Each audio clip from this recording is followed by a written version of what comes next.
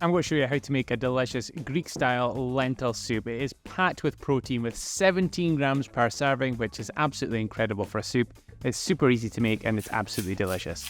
We're using the classic mirepoix of celery, onion and carrot for our veggies. We're going to chop these up reasonably small, and as always with most of my recipes you can bung in other veggies that you have in the fridge, but these are the ones that you should be using anyway.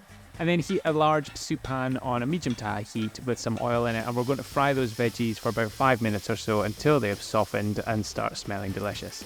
Then just near the end of cooking, add in your garlic and give that a further 30 seconds. Don't add this at the start with the other veggies because it doesn't need as long.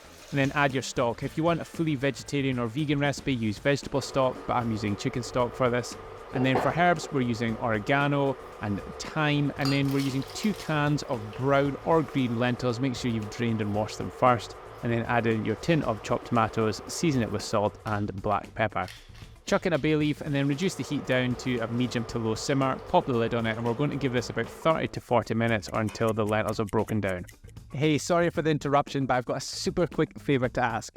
If you could either click like, drop a comment below and let me know what you think of this recipe, or subscribe, I would really appreciate it. It has got absolutely nothing to do with my ego. It just means that if you interact with this video in some way, YouTube is more likely to show it to others so that more people get a chance to cook my recipes.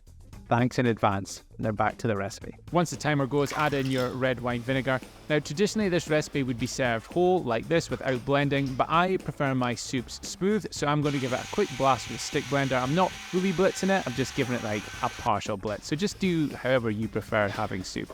Then garnish with some parsley and plate it up. As always, thank you so much for watching this recipe. I hope you enjoy it, and if you'd like the full recipe along with a load of other new ones, you'll find it inside my brand new recipe book, the Everyday High Protein Handbook, that comes out at the end of this month. And if you'd love to pre-order a copy, you can click the link in the description below. Thanks in advance. See ya!